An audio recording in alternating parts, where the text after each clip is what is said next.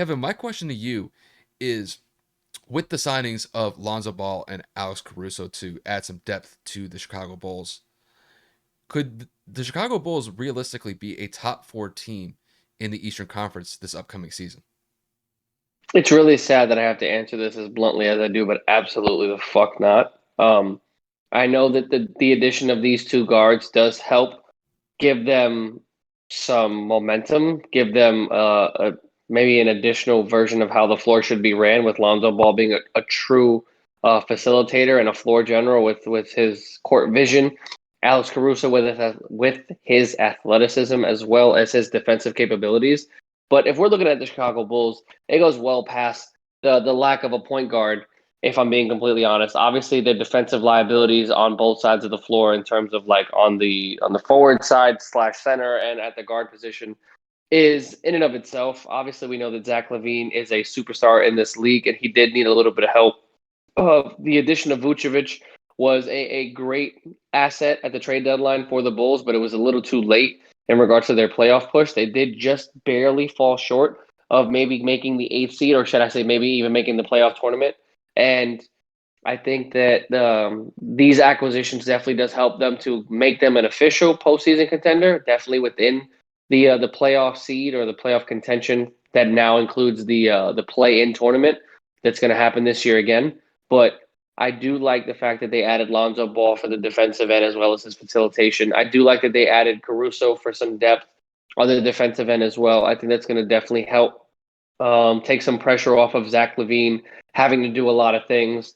We also know that Otto Porter Jr. is a free agent as well, so he will not be on that roster. So that defensive wing is going to definitely be needed, and maybe Alex Caruso can give them some form of flexibility. But if we're talking about just straight fourth seed contention or top four seed contention, that's an absolute no. We have Brooklyn getting fully reloaded.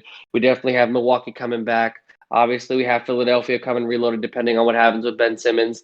Atlanta is definitely not going to walk away from their success this season. They're not. They're definitely not going to be able to just fall back to crap.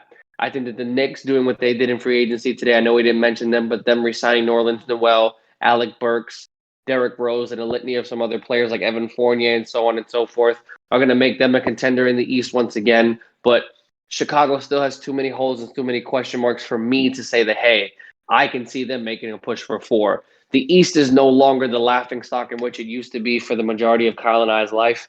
So it's a lot more contended. Uh, there's a lot more contending. There's a lot more teams out there gunning for the top spot. And I mean, as you saw last year in the play-in tournament, there was no easy walkovers other than Indiana kind of blowing their next game or their second game in the play-in tournament. So I love Chicago. Don't get me wrong, I really do. But there's no shot in my mind that they're going to find a way to reach it to the top four seed.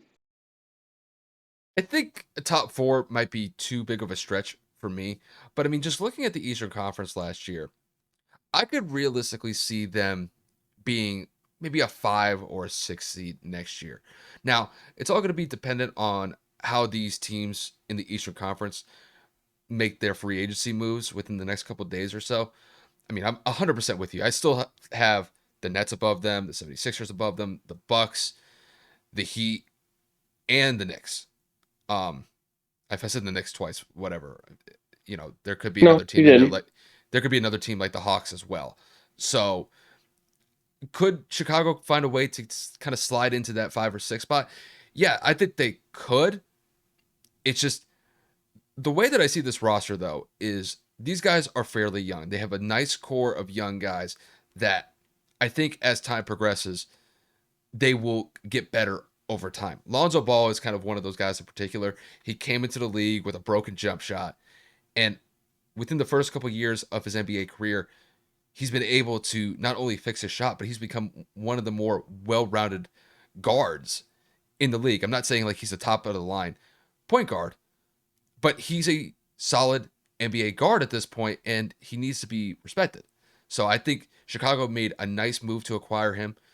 I also like the fact that they just add some depth to help out Zach LaVine, so there's not too much pressure on his shoulders going into this season. We saw Zach LaVine have a remarkable year this past season, but at points of time, it did seem like Zach was carrying a significant load for the team. So that's why I think they did try to make some adjustments by trading for Nikola Vucevic in the season last year. I just think that by and large that I think Chicago is going to be a tough out just because this team is a lot more well-rounded. They do have a solid bench like I mentioned earlier. They did add Alex Caruso. He got a nice contract with them. So, they've definitely got some decent guards moving forward with this team.